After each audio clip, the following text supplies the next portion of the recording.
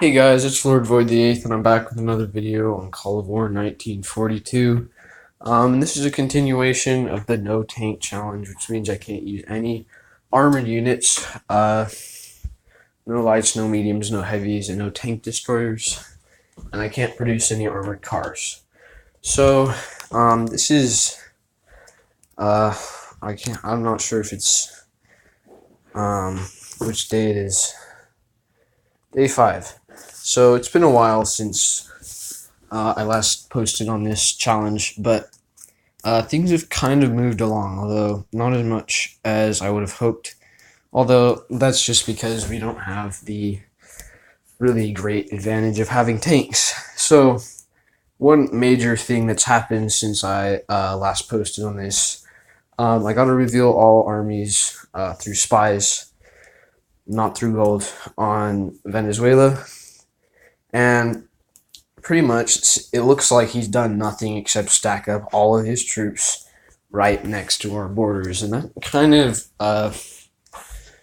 of scary. Like, you know, I mean, we did have several units like these were all just sitting there for most of the. Yeah, basically all those units were just sitting there from day one. And, they haven't been doing anything, but if I had them go somewhere else, who knows, he might have attacked me in that time. And if I do move them up somewhere else right now, then it could mean some serious trouble for me. And I'm not ready to go through with that. So, as for economy, we have been kind of working on getting our industrial complexes built up, and we do have a naval base there so that we can start producing subs soon. I mean, they're not like a huge priority, especially since this being the America 50 player map, there's only really like 3 surfaces you're going to fight on without having to embark or disembark. So although we do have to cross the Panama. And speaking of which, we are at war with Central America.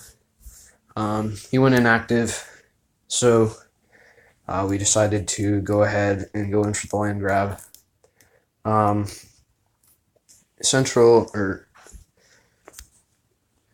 South Mexico messaged me earlier, and he's like, "Oh, is it okay if I take then is it okay if I help you take down Central America?" And I said fine. And guys, you always want to do that before someone starts a war with a player, and then another player jumps in I'm going to take all the lands, while the other person's just taking all these casualties and fighting. And really, it just sucks. So I appreciate him for doing that. But then he sent this share map offer, and he told me to join the coalition, neither of which I want to do, because they're kind of in my way of expansion, and I don't plan on just expanding into the islands. And truth be told, I don't think he has a massive air force, although he has started to work on it a little bit, and those bombardment marks right there and right there kind of show me he's not kidding around about his air force. And currently we have no air force, but we are working on an artillery detachment, 5 artillery to be exact, just so that we can get a really good start.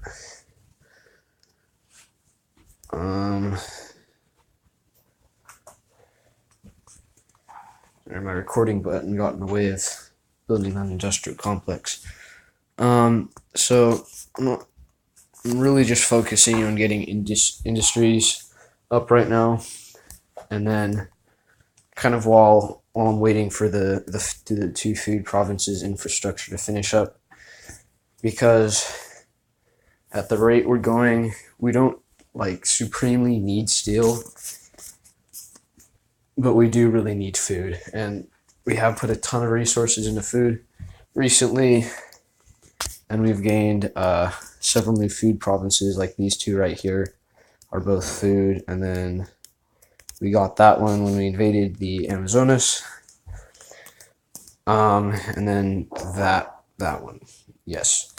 So we have gotten a lot of food provinces lately, but I always want to keep that growing, because if our army ever gets like really big, then we're gonna have a massive problem trying to feed it, because we only have 2 core food provinces.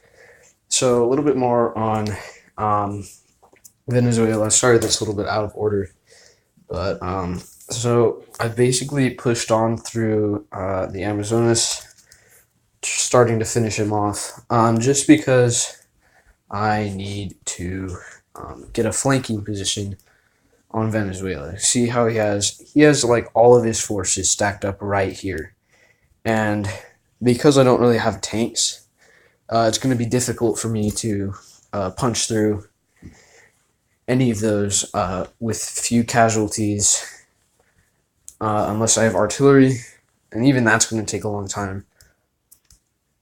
And it'll give him time to produce more troops and get out tanks and aircraft and stuff like that. And I'd rather not have him do that, which is why I'm going to, if and when I declare war on him or he declares war on me, we're going to push through in these provinces here, and really just push through, take his cities, and mess with his core, take his resources before he even has a chance to push on and destroy these armies.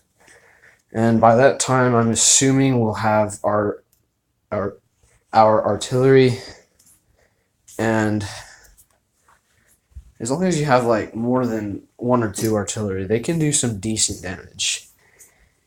And again, it's because I don't have those tanks that I'm focusing so much on getting those artillery. And I'm gonna produce 3 more next round, and then 2 fighters, so we can start getting that Air Force ready. Because at some point, South Mexico is going to figure out what's going on. He's going to figure out I don't want to ally with him. And then I'm eventually going to declare war on him, although that's some point in the future. I'm thinking at least a week from now, if not more, so that I can, kind of work my way up into these islands here. I don't want to offend this guy just yet. Although he's probably going to be taken down sometime in the future.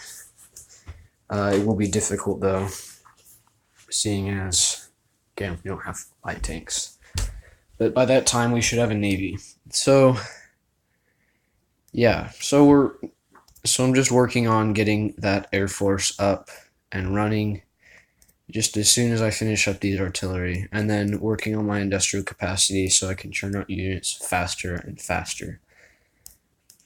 But yeah, so I'm just going to go for the land grab over here, see how far I can get, probably up into these 3 territories. And yeah, that should just about close up the video.